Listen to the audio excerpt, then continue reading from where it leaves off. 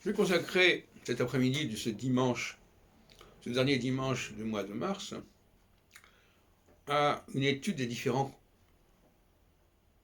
postures intellectuelles qu'on trouve en rapport avec l'astrologie.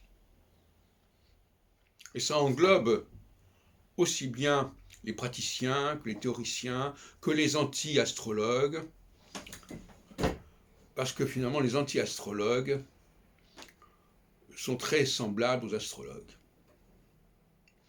Et il y a un mot qui revient dans leur bouche comme dans la bouche des astrologues, sauf que c'est inversé, ça ne marche pas. Quand vous écoutez Serge Bremorel, il est tout le temps de dire « Ah mais ça ne marche pas ».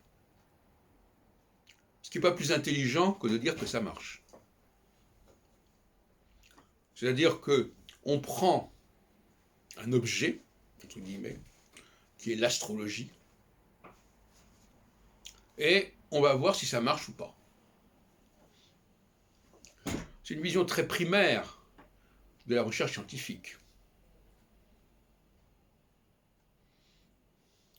Alors, j'y reviendrai cet après-midi en détail, mais ce que je remarque pour l'instant, c'est que les réformateurs de l'astrologie, les vrais réformateurs, sont parfois beaucoup plus incisifs sur l'astrologie que les soi-disant anti-astrologues. Parce qu'un anti-astrologue qui vise à côté de la cible, il n'est pas très dangereux finalement. Un anti-astrologue qui rejette tout en vrac, il n'est pas très dangereux. Il n'est pas très gênant. Ce qui est beaucoup plus gênant, c'est quelqu'un qui montre qu'il y a des erreurs dans la tradition astrologique. Ça, c'est embêtant. Mais l'anti-astrologue aussi devrait faire ça.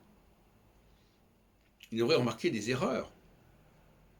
Non pas pour dire que l'astrologie ne vaut rien, mais pour corriger l'astrologie.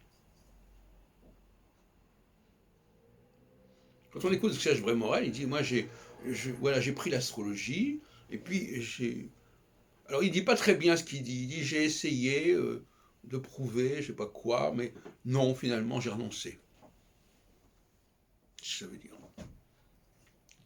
Est-ce que c'est un mauvais critique? Est-ce que c'est un mauvais chercheur? Est-ce qu'il n'est pas doué pour ce domaine? Donc, les astrologues médiocres ont en face d'eux des anti-astrologues aussi médiocres qu'eux.